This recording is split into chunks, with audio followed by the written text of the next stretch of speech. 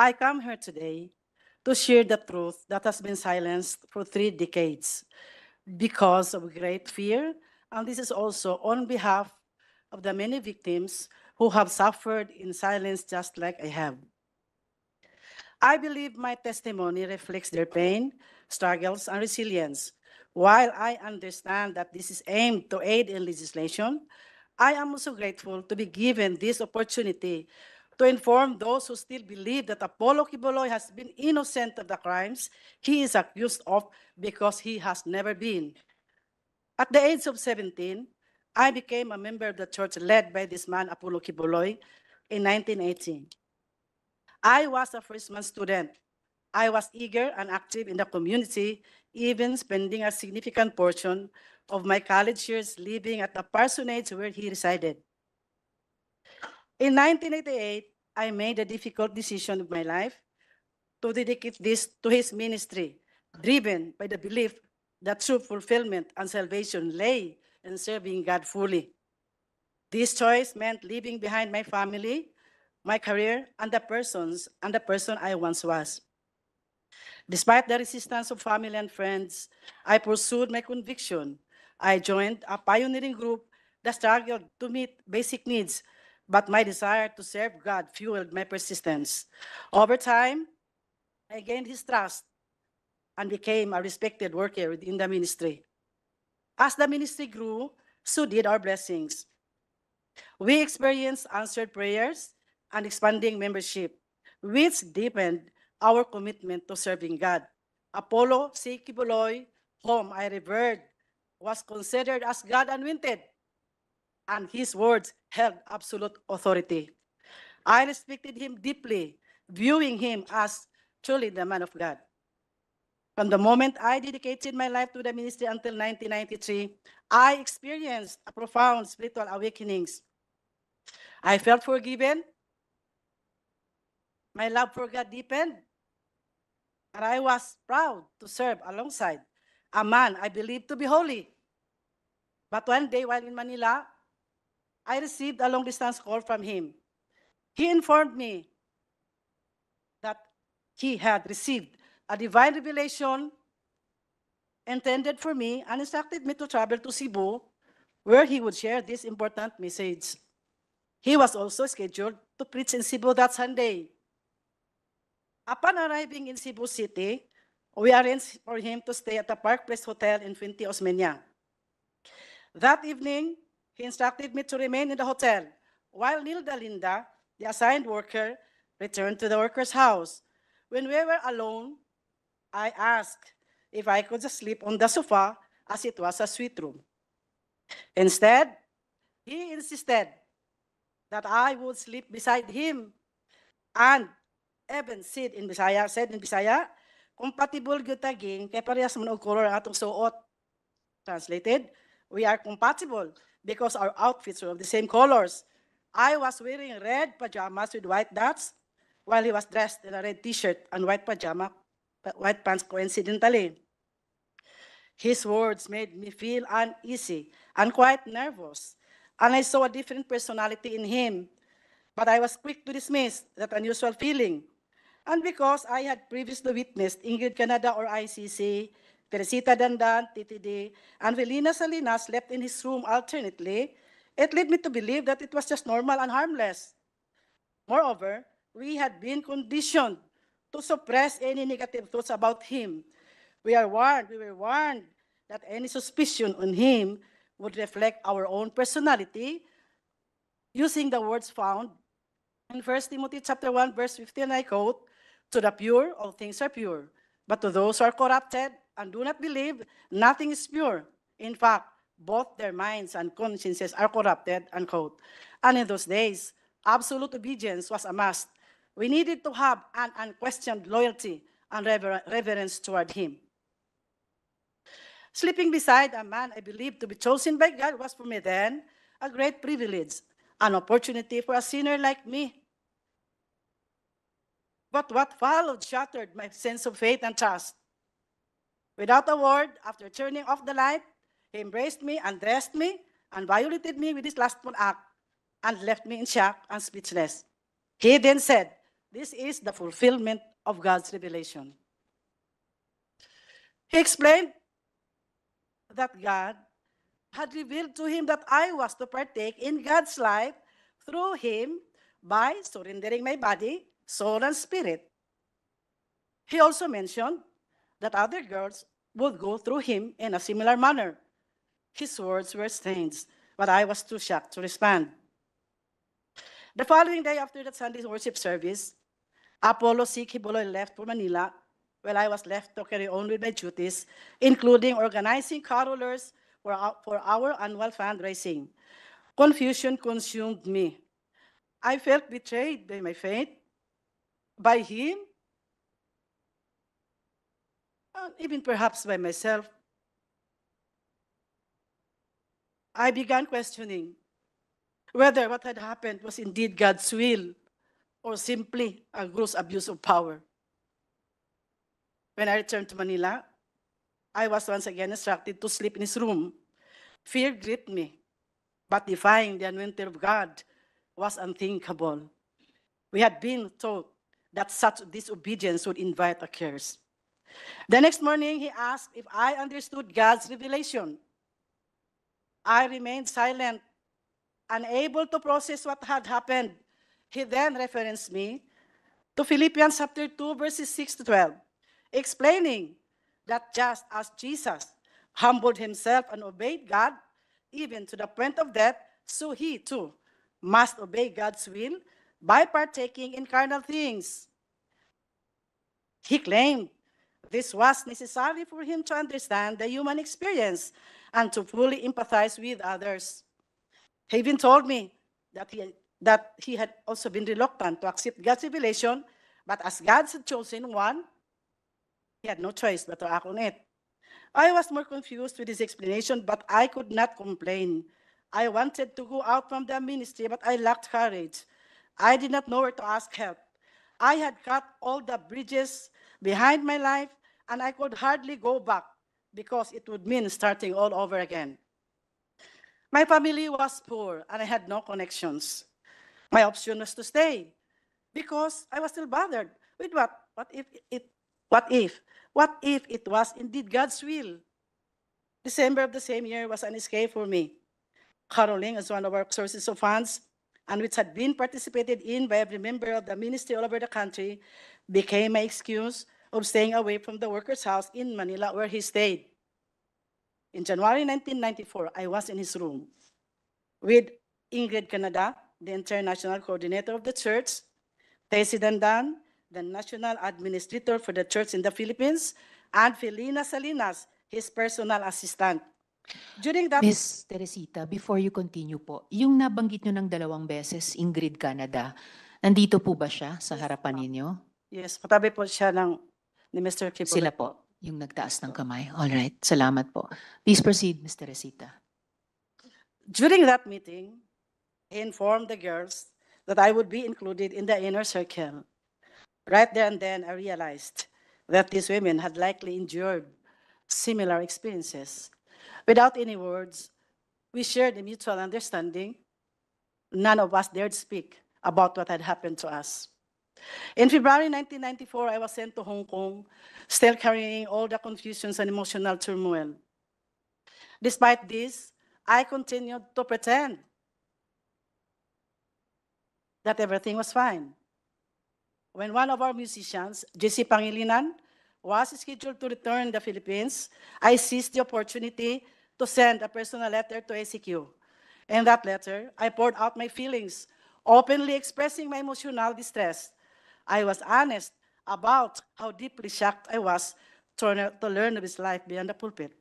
The man I had revered as a holy figure was in reality an ordinary mortal, one who had exploited my genuine commitment and dedication to God. My faith wavered, and everything I had once believed was shattered. I prepared myself for a harsh response, expecting a violent reaction from him. To my surprise, there was none. Instead, I was sent back here. Upon my return, I was even more surprised to learn that I had been promoted. I was appointed National Crusade Coordinator, National Logistics Coordinator, and Luzon area administrator all at once. This was a sudden and significant promotion from my previous role. By God's grace, I excelled in all my assigned tasks. Despite this, fear gripped me every time Apollo Quiboloy would come to Manila. My only relief was when one of the girls would accompany him, giving me an excuse not to sleep with him. I kept myself busy, visiting satellite churches to distract my confusion and agony. One day, ICC confronted me saying, ACQ sensed my distance. I made my work an excuse. February 15, 1998, ACQ used me again. It was always out of fear that I obeyed, a fear mixed with anxiety that he might knew how I pretended to be extremely grateful that he allowed me to be a part of his physical life, because in all honesty, and God truly knew I was not. All the pent-up emotions suffocated me that on the following day, while preparing for church, I collapsed. ACQ performed mouth-to-mouth resuscitation, but later I learned he told others that it was just a way for me to seduce him, labeling me as Jezebel the temptress. I believe Apollo Quiboloy understood that I never wanted the life he was trying to impose on me. My decision to dedicate my life to God's service was driven by a sincere desire for spiritual purification from the sins I had committed before becoming a full-time worker. I had only one goal: to live a holy life and ultimately to attain heaven.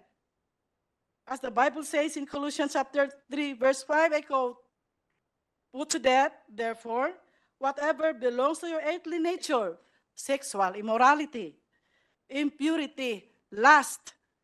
But how could I achieve this with the circumstances that I was in? Disobedience and complaints were never an option. Anyone who did so was labeled as carnal, as someone who did not overcome the flesh. Everything was always twisted. One day, I said, "Sir has noticed that you've been distant." I made up excuses, trying to avoid the truth. I had been telling Teresita that I was extremely exhausted. She presumed that I was just too focused of my responsibilities, especially in the logistics department. I was always pressured to meet my 15 million quota.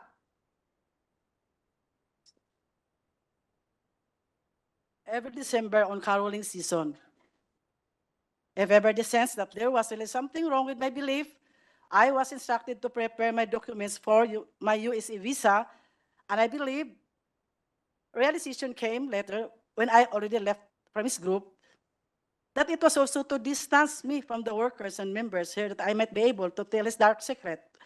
I never wanted to go to America because inside of me were unresolved spiritual issues, confused mind that bothered me always. But my visa was approved. I didn't know that I was to lead and plan for the fundraising to be done in America, and we would employ the same strategy of our money making here in the country. In America, I witnessed the double standard life. What we prohibited in the Philippines, we did them there. We lived in luxury. We toured around. We dined in fine and expensive restaurants. We watched movies. Sky's the limit when they went shopping. I decided to stay in the apartment where the minister and his family lived. Despite the insistence of ICC to stay with them, I refused. I made a lot of excuses.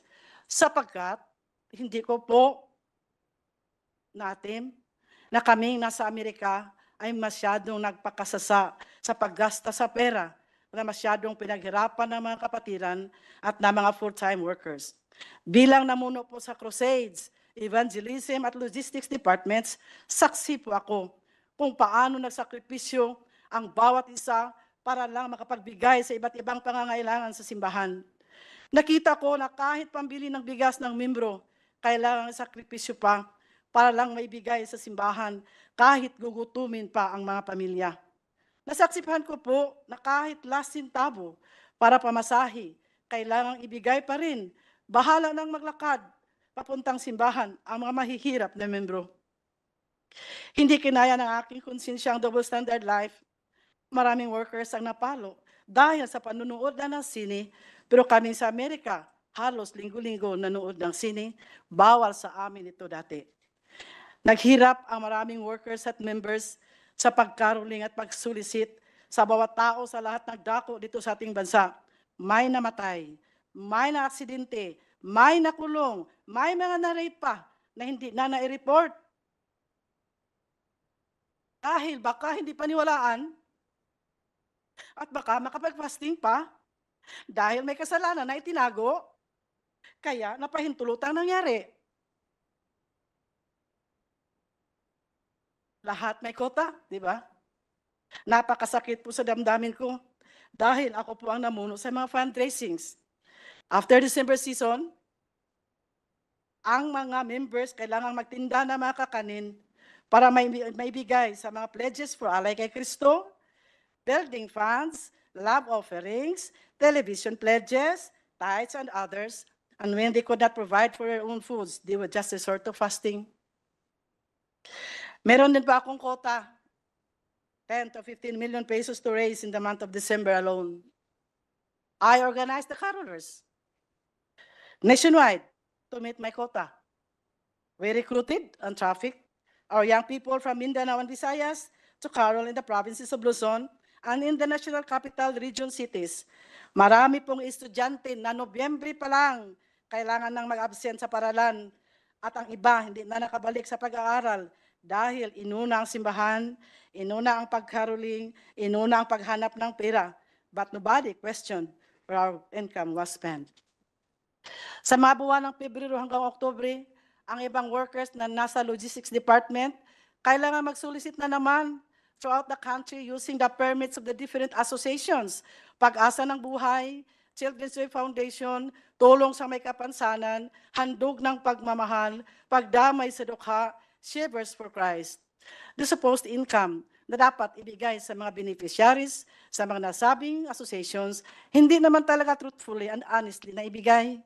Only a little portion of the income was shared to the beneficiaries. Ang ibang workers naman, walang hinto sa pagtinda rin ng mga kakanin na may quota of 500 to 1,000 pesos a day, Monday to Saturday. Ito ang buhay ng mga workers na nasa logistics department. In America, they began to notice my indifference. ICC called my attention, stating there were reports from my assistant in the logistics department in Manila that I had secretly sent money to my family. Then, she informed me that ministers wrote letters to ACQ and reported that I tempted and fornicated with them during my visits to their satellite churches. I was so shocked to learn of the sudden accusations. I also wrote a letter and enumerated the real circumstances of my life with all the ministers I came in contact with in relation to our aggressive fundraising, being the National Logistics Coordinator. However, that was not enough. I was then forced to write a long letter of confession, making it appear that I was a sinner who committed all kinds of sins, including those I had committed before joining the ministry. I complied, believing that through this written confession, I would be totally forgiven from my old sins and burdens and be completely sanctified. In detail, I wrote everything I thought was considered sin I had committed from childhood until the present. I also implicated ACQ in my sins. It had the same tenor of the letter I wrote in Hong Kong in 1994. And this time, he was furious. Then ICC instructed me to revise my letter. I was told not to implicate ACQ and to state that I was the sole sinner and I was filthy. Upon realizing how angry ACQ was, I revised my letter out of fear and stated that I had sinned because I truly was filthy. In detail, I imagined sins Ms. Teresita, yung paulit-ulit yung binabanggit na ICC, sino po yun? Ingrid Chavez, Canada po. Sila pa rin po. All right. Please proceed. In detail, I imagined scenes and I made it appear that I had committed them all. That was how stupid I was to obey and exaggerate my story. Just to appease the anger of our leader, Apollo Quiboloy, not knowing it would become my death sentence later. My exaggerated story was then distributed to all his leaders and ministers, and they believed I was filthy, I was pervert, and I was wicked, painting me as the sole guilty party, while ACQ remained innocent.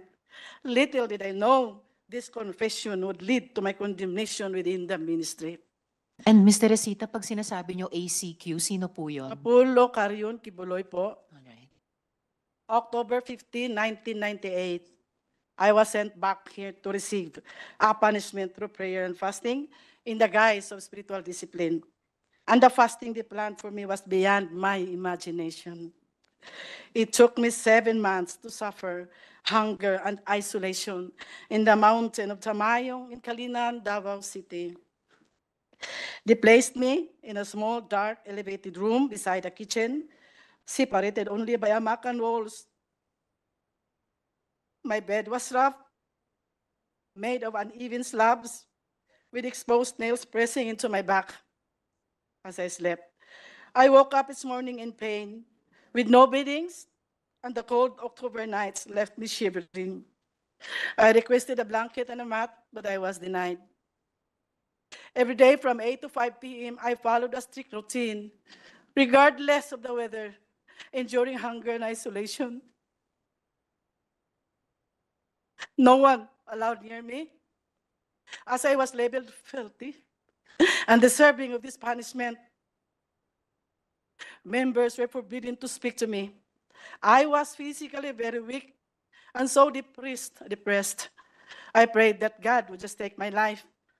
Ilang beses po ako nanalangin na sana kunin na ako ng Panginoon.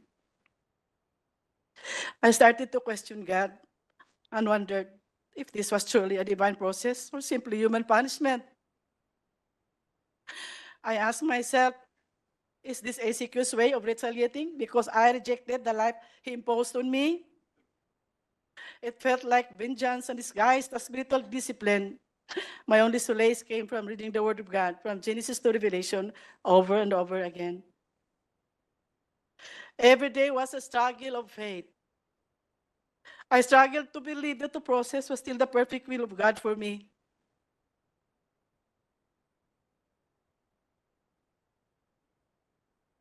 I struggled to believe that I really was a sinner and that I was recuperating from my spiritual disease for the lack of faith. That was to justify my present pains and to at least lighten my burden of loneliness. On January 8, 1999, I gave ACQ a resignation letter and I requested for a fare so that I can travel back to my home in my province. He did not approve my resignation letter. I pleaded to Ingrid, and like a child, I cried for help. But she remained untouched, telling me that it was a divine process. After that conversation, misery doubled.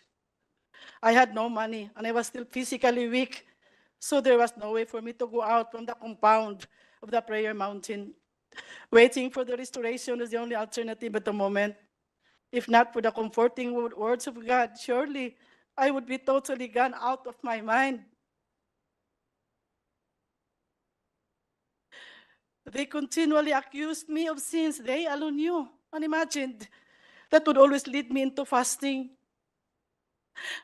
It eventually hardened my heart because I started to realize that the purpose of doing it was to totally break me down and to even slowly kill me.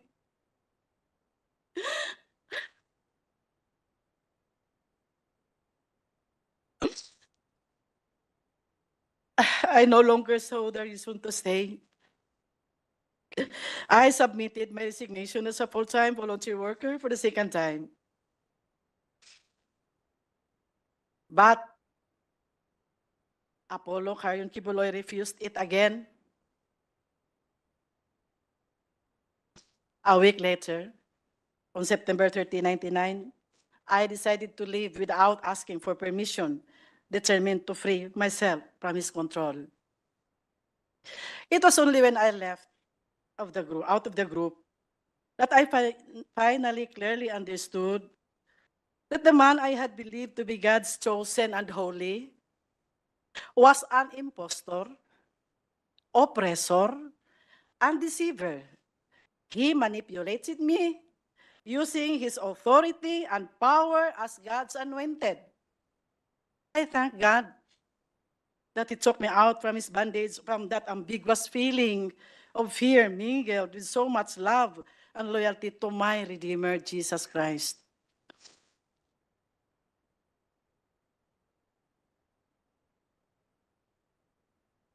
But He was not finished with me and did not stop terrorizing me.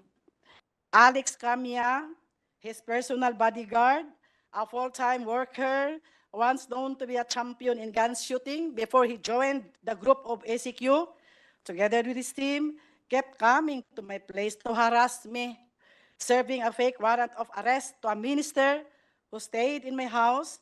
This minister settled in my place after he was gunned down in Davao City but survived.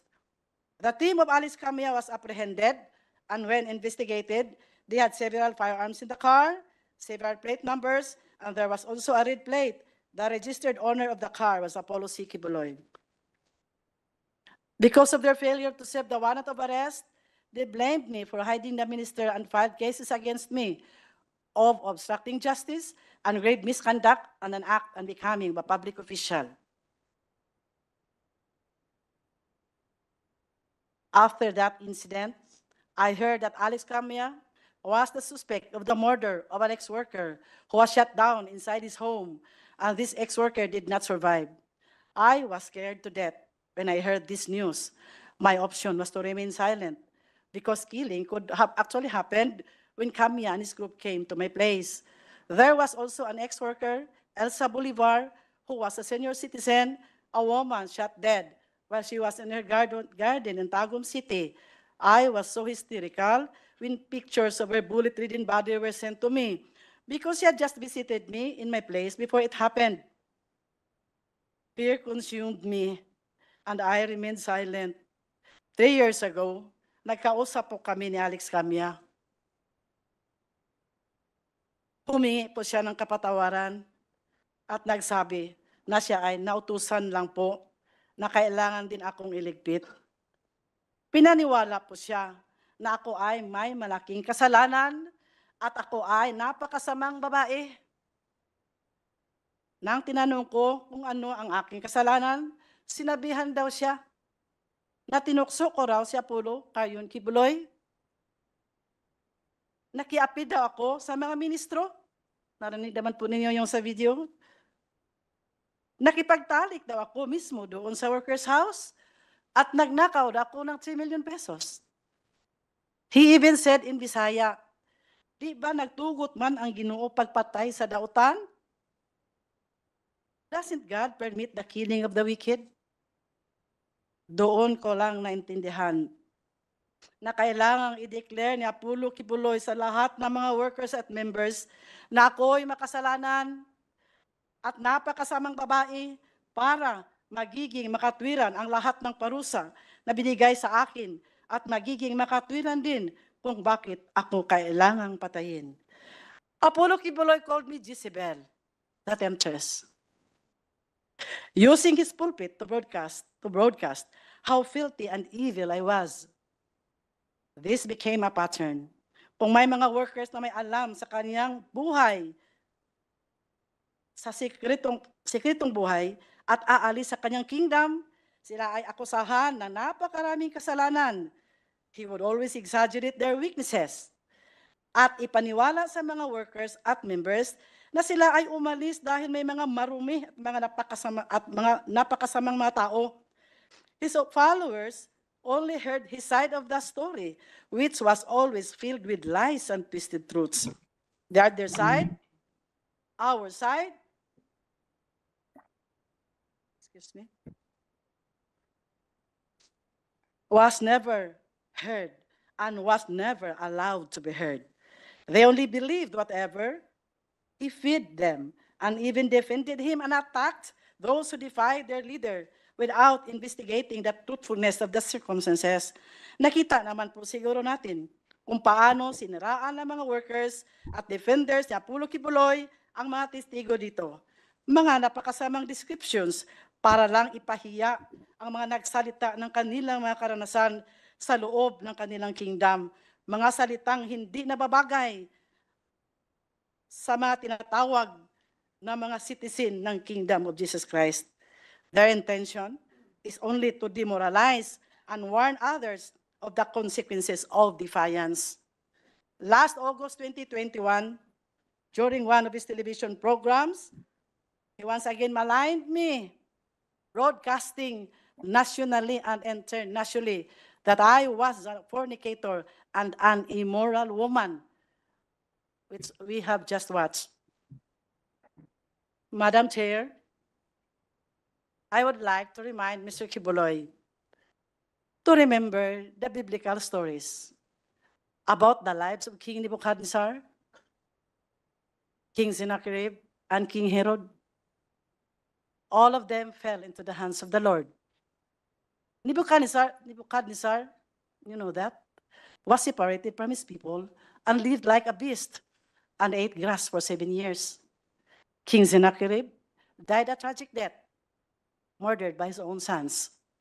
King Herod was struck by the angel of God, died, and his body was eaten by worms.